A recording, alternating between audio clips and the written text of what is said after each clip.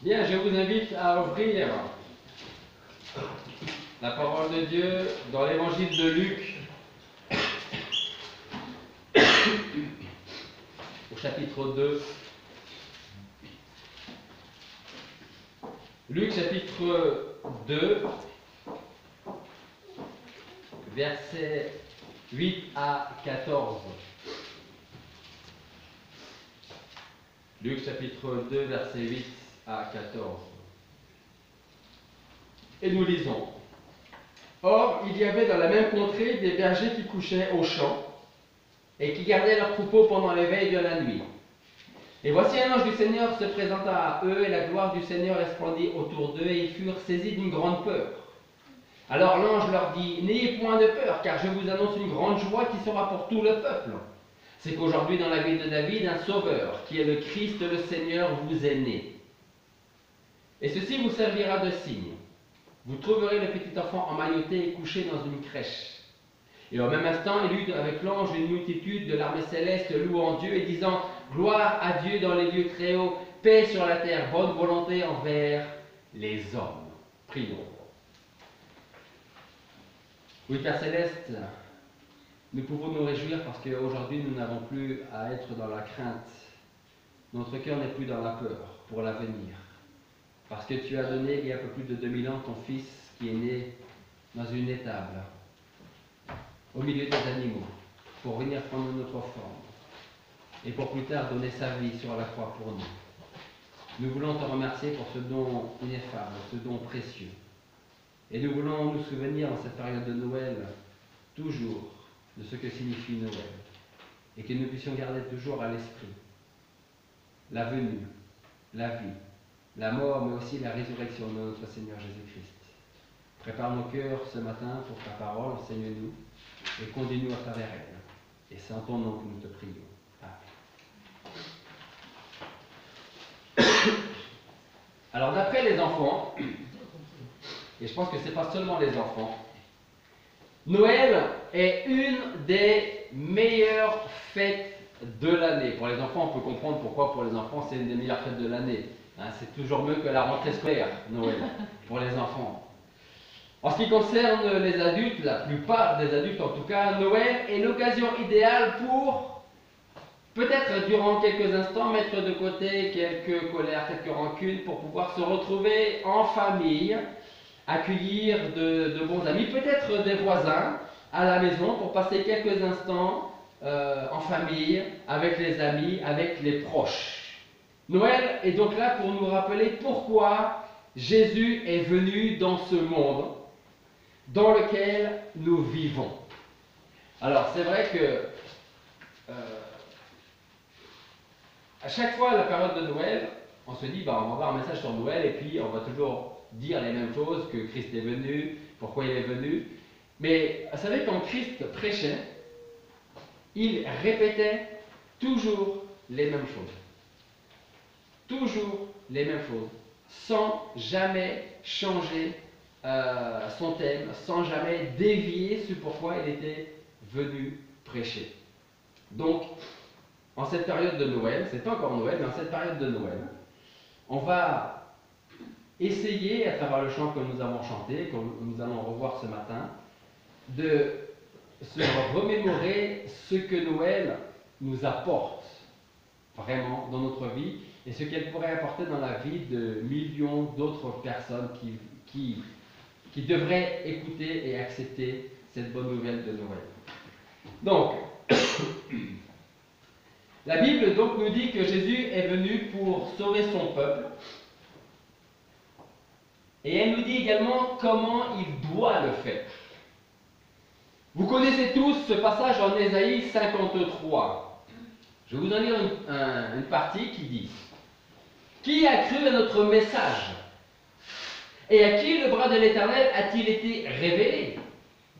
Il est monté devant l'Éternel comme un rejeton, on parle de Christ là, comme une racine qui sort d'une terre desséchée. Il n'a ni beauté ni éclat qui nous le fasse regarder. » Vous êtes déjà arrêté sur cette dernière phrase?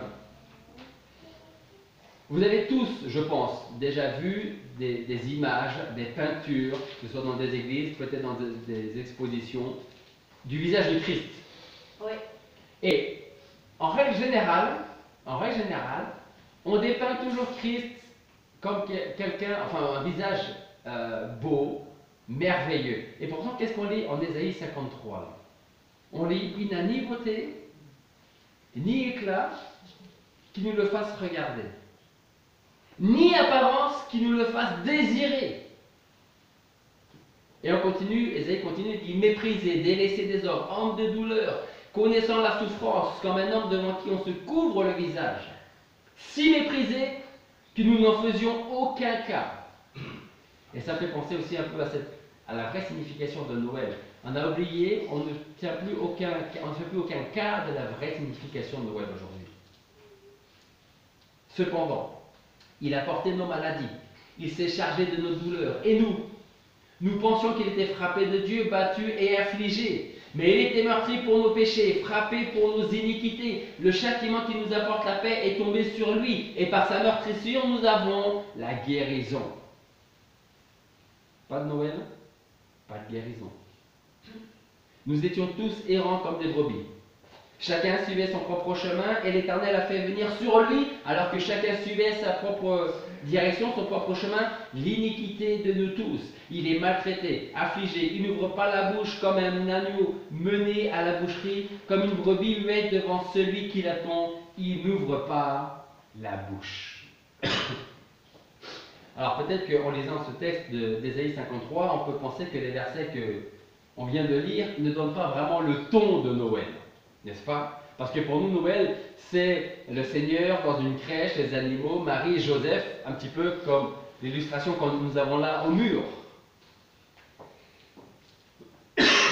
Pourtant, avec Ésaïe 53, nous sommes au cœur même de la raison de la venue de Jésus. Laissez-moi vous redonner quelques paroles du cantique que nous avons chanté, ce dernier cantique, en Jésus seul. Nous lisons, nous chantons: c'est Jésus seul qui est mon espérance, mon chant, ma force, ma lumière. Il est l'appui dont j'ai besoin, dans les tempêtes ou dans les déserts. Sommet d'amour, profond de paix. Ça, ce sont les paroles du chant que nous avons chanté. Ça continue en disant: quand Jésus calme mes frayeurs, il est mon réconfort, mon assurance. Mon assurance est dans l'amour de Jésus-Christ. Si nous voulons vraiment que ce chant fasse ou reflète notre vie, nous devons savoir que Jésus-Christ, qui s'est incarné il y a un peu plus de 2000 ans, l'a fait pour qu'il puisse être notre seule espérance, notre seul espoir. Je reprends: notre seul chant, notre seule force, notre seule lumière, notre seul appui dont nous avons besoin. On a tous entendu parler de David, le roi David. C'était quelqu'un d'important, le roi David. Important, peut-être encore plus, après qu'il ait tué Goliath. Eh bien, malgré sa position de roi, de souverain, David avait un autre souverain plus grand au-dessus de lui, vers qui il se tournait. Il ne connaissait pas ce chant en Jésus seul, mais sa vie aurait pu être en Jésus seul. Et il disait: j'ai attendu l'Éternel, mon âme l'a attendu, et j'ai eu mon espérance en sa parole. Ça, c'est le psaume 130, verset 5. Un autre grand homme de la Bible du nom de Jérémie disait de la part de Dieu: je sais les pensées que je forme pour vous, dit l'Éternel. Pensées de paix et non pas d'adversité. Et n'est-ce pas l'esprit de Noël?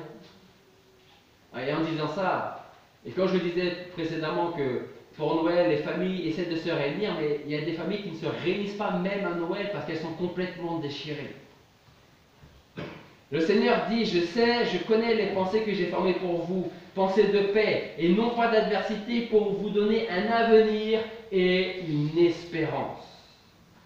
Puis l'apôtre Paul, quant à lui, affirmait aussi, or, l'espérance ne trompe pas, parce que l'amour de Dieu est répandu dans nos cœurs par l'Esprit Saint qui nous a été donné. Car lorsque nous étions encore sans force, Christ est mort en son temps pour des impies, pour des pécheurs, des gens comme nous. Mais continuons avec ce cantique. Pouvons-nous aussi dire que Jésus seul est notre chant, notre force, notre lumière, l'appui dont nous avons besoin dans les tempêtes ou dans les déserts? Je vous pose une question, mais je connais déjà la réponse en fait. Qui n'a jamais connu des tempêtes dans sa vie ou des déserts? Je pense que tout le monde est passé par là. La vraie question, c'est comment avons-nous traversé les tempêtes et comment avons-nous traversé les déserts? Est-ce que nous avons gardé des séquelles? Écoutez encore une fois la parole de Dieu nous dire: L'Éternel est ma force et mon chant de louange. Il est mon salut. C'est lui qui est mon Dieu, je le célébrerai. S'il n'y avait pas Noël, on ne pourrait pas, d'ailleurs ces chants, ces paroles, ces versets n'existeraient pas aujourd'hui, s'il n'y avait pas Noël. Est-ce que nous pouvons chanter lorsque les choses ne vont pas comme nous désirons, comme il faut qu'elles aillent, selon nous en tout cas? David, lui, y arrivait. Beaucoup ici présents peuvent y arriver, et quelques autres millions de personnes à travers le monde y parviennent. Et vous savez pourquoi? Parce que quand on a une véritable relation avec Dieu, écoutez-moi bien, quand on a une véritable relation avec Dieu, quoi que nous puissions traverser, alors, je peux penser à vous qui m'écoutez, ceux qui m'écouteront sur Internet, que tu es bien gentil de dire ça, mais tu n'as pas vécu ma vie, c'est vrai. Mais je suis persuadé à 300% d'une chose. Quand on a une vraie relation, communion avec Dieu, quelles que soient les choses mauvaises qui vont nous arriver, on gardera cette communion. Ça peut-être dure un petit peu après l'événement, mais cette communion, cette relation, cette union avec Dieu sera toujours là. Et ça m'engage que moi, ce que je vais dire maintenant, vous serez peut-être en collab après moi ou sur Internet, c'est pas grave, mais ça n'engage que moi. Et j'ai envie de dire que s'il n'y a plus de communion après, c'est que peut-être on n'avait jamais eu avant. Mais ça n'engage que moi.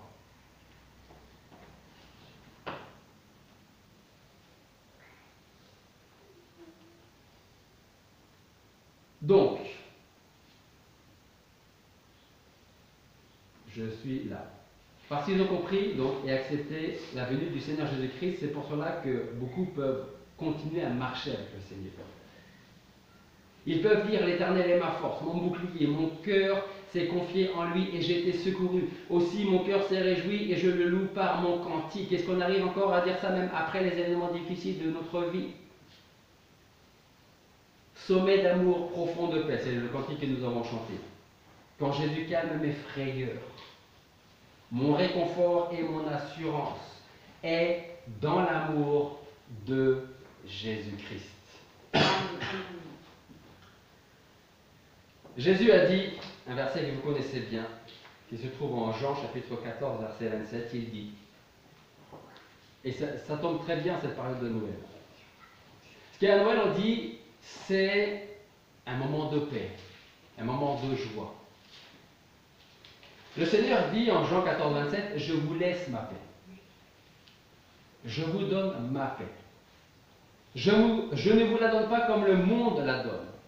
Que votre cœur ne se trouble pas et que votre cœur ne craigne pas. Ne soyez pas dans la peur, dans la crainte. Ce que j'aimerais pour chacun d'entre nous, pour ceux qui nous écoutent, c'est que chacun puisse dire: le Seigneur est mon aide et je ne craindrai rien que me ferait l'homme? Écoutez la seconde strophe du cantique. C'est Jésus seul, né dans la chair, Dieu dans le corps d'un faible enfant, don de l'amour, don de justice, méprisé par ceux qu'il sauvait. Mais sur la croix, Jésus mourut sous la colère pour nos péchés. Et dès ce jour, pour moi, la vie est dans la mort de Jésus-Christ. Dans l'évangile de Matthieu, nous pouvons lire en Matthieu chapitre 1, verset 23. Voici la Vierge sera enceinte.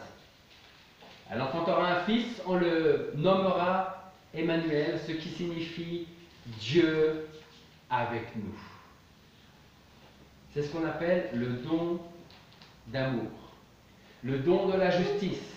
Pourquoi justice? Simplement parce que notre propre justice ne peut pas être acceptée par Dieu. Nos œuvres ne valent rien devant Dieu. C'est pour cela que Christ a dû venir, il y a un peu plus de 2000 ans, naître dans notre monde.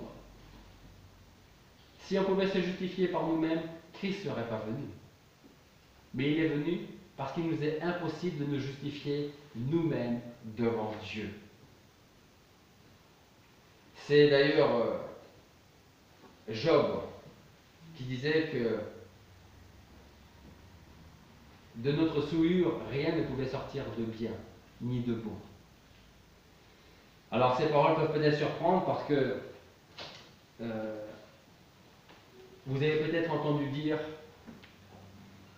que vous pourriez éventuellement gagner le ciel, une place au ciel grâce à vos bonnes œuvres. Et ça revient à ce que je disais juste précédemment. Si c'était le cas, Christ ne serait pas venu. Christ ne serait pas mort sur la croix si on pouvait gagner le ciel par nous-mêmes, par nos œuvres, par nos mérites. La Bible, vous connaissez ce passage en Éphésiens 2, 8 et 9, nous dit « Vous êtes sauvés par la grâce, par le moyen de la foi, cela ne vient pas de vous, c'est le don de Dieu. Ce n'est pas par les œuvres afin que personne ne se glorifie. » Celui donc qui a pris sur lui nos fautes, qui a été cloué sur la croix, et ceux qui l'ont crucifié se sont moqués de lui. Nous pouvons les voir et les entendre, comme en Luc chapitre 22. Alors, le début de l'évangile de Luc commence bien avec la naissance de Christ. Et bien sûr, plus on avance vers la fin, et moins c'est drôle. À la fin, il y a la résurrection de Christ, bien sûr. Mais en Luc 22, nous lisons « Or, les hommes qui tenaient Jésus se moquaient de lui, le frappaient, et l'ayant couvert d'un voile, ils lui donnaient des coups sur le visage en lui disant « Devine qui est celui qui t'a frappé ?» Et ils disaient beaucoup d'autres choses contre lui en l'injuriant. Je ne sais pas si on arrive à comprendre le vrai terme de sacrifice quand Dieu a dû donner son Fils. Quand il est né d'abord, quand il a eu son adolescence, jeune homme, adulte, et quand il a dû affronter tous ceux pour qui il est venu mourir. Un peu plus loin, nous lisons encore ceci. Le peuple se tenait là et regardait. Et les principaux des synagogues se moquaient avec le peuple en disant « Il a sauvé les autres, et bien qu'il se sauve lui-même s'il est le Christ, l'élu de Dieu. » Les soldats aussi, en s'approchant pour lui présenter du vinaigre, se moquaient de lui en disant « Si tu es le roi des Juifs, sauve-toi toi-même. » Je pense que si nous avions été à la place de Christ, en vous connaissant, enfin vous-même personnellement, qu'est-ce que vous auriez répondu à la place de Christ? Alors répondez pas à la question, mais répondez pour vous-même. On vous calomnie, on vous injure, on vous crache dessus. Sincèrement, vous pensez que vous allez rester là à rien faire, à rien dire? Pourtant, qu'est-ce que lui a dit? Père, pardonne-leur, parce qu'ils ne savent pas ce qu'ils font. Si on est insulté, est-ce qu'on va dire Père, excuse-le, pardonne-le parce qu'il ne sait pas ce qu'il fait? Non. Non, ça t'as raison. Non. On va le faire gronder. Hein? Commencez-vous à comprendre la vraie signification de Noël. La troisième strophe nous dit Lumière du monde dans le tombeau, corps de Jésus mis dans le noir. Puis vient l'éclat de la victoire. Hors de la tombe, Jésus sort et par sa vie, je suis vainqueur. Plus un esclave du péché, Christ est à moi, je suis à lui, racheté par son sang précieux. Durant la période de Noël, nous pouvons voir beaucoup plus de lumière dans nos rues, dans nos maisons, qui sont décorées à l'intérieur, à l'extérieur. Et la Bible nous parle aussi de lumière, qui est Jésus-Christ, celle qui éclaire tous les hommes. En Jean chapitre 1, verset 9, nous lisons: la véritable lumière qui éclaire tout homme était venue dans le monde. On peut se dire, si on avait eu la chance des bergers ou des mages, si on avait pu voir le Seigneur dans les tables, dans la mangeoire, est-ce que nous aurions vu cette lumière du monde? Juste un jeune enfant, un nouveau-né?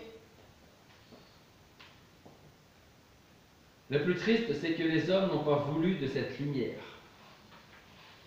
Et pourtant, quand on réalise pourquoi nous décorons nos maisons, nos routes de lumière, quand on remonte dans le temps, il faut se souvenir qu'on pense à Jésus-Christ, la lumière du monde.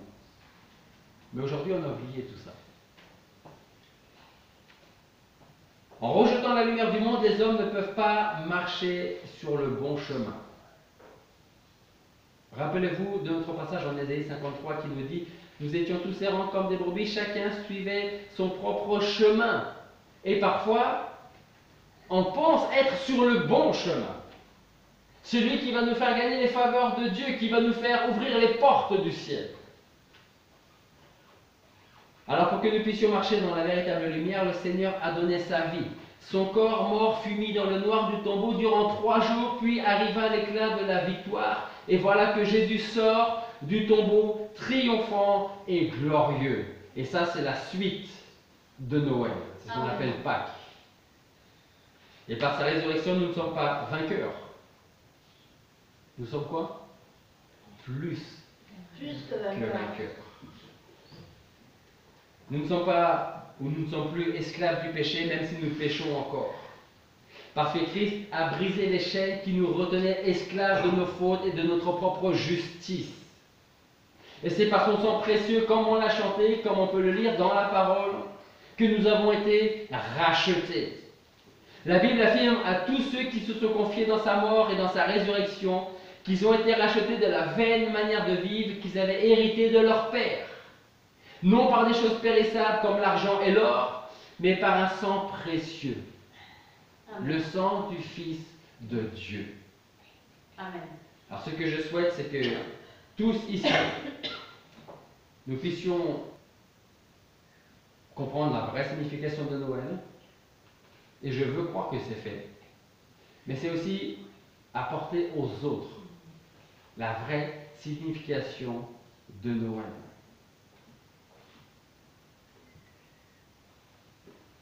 La dernière strophe de ce chant nous dit: je ne vis plus chargé de fautes, je n'ai plus peur devant la mort. Du premier cri au dernier souffle, Jésus est maître de ma vie. Ni le malin, ni les humains, rien de sa main ne m'ôtera. Il reviendra, il me prendra. Bientôt, je verrai Jésus-Christ. On ne l'a pas vu il y a un peu plus de 2000 ans dans la mangeoire, dans les tables, mais on le verra dans sa gloire quand il reviendra chercher chacun de ses enfants. C'est ça la signification de Noël. Je viens, je vis, j'apporte l'évangile, je meurs pour toi, pour vous, je ressuscite et je reviendrai vous chercher. C'est une chaîne qu'on ne peut pas enlever. Pas de Noël, pas de Pâques, pas de Pâques, pas de Noël. Pas de résurrection, pas de retour de Christ. Mais s'il y a eu une première venue de Christ il y a un peu plus de 2000 ans, vous pouvez être certain qu'il reviendra en son temps. Il n'y a de salut en aucun autre, car sous le ciel il n'y a pas un autre nom qui a été donné aux hommes par lequel nous puissions être sauvés. C'est Jésus-Christ. Bientôt, je termine avec ça, Jésus-Christ reviendra, non pas dans une crèche, mais dans la gloire. Et alors il prendra avec lui tous ceux qui lui appartiennent. Parce que rappelez-vous des paroles de l'évangile de Matthieu: elle enfantera un fils, Et tu lui donneras le nom de Jésus parce que c'est lui qui sauvera son peuple de leurs péchés. Vos péchés ont-ils été pardonnés par le Seigneur? J'espère que oui. Si ce n'est pas fait, ça peut être fait. S'il n'y avait pas eu Noël, Christ ne serait pas mort sur la croix. S'il n'était pas mort sur la croix, pour ensuite ressusciter 3 jours plus tard, il n'y aurait pas eu non plus de pardon des péchés. Je ne vis plus chargé de faute, je n'ai plus peur devant la mort. Du premier cri, donc de mon premier souffle à mon dernier souffle, Jésus est maître de ma vie. Est-ce que vous pouvez dire ça? Jésus est maître de ma vie. Jésus est maître de ma vie. Ni le malin, ni les humains, rien ne pourra m'enlever de sa main. Rien ni personne. Il reviendra. Il me prendra bientôt et je verrai Jésus-Christ. Prions.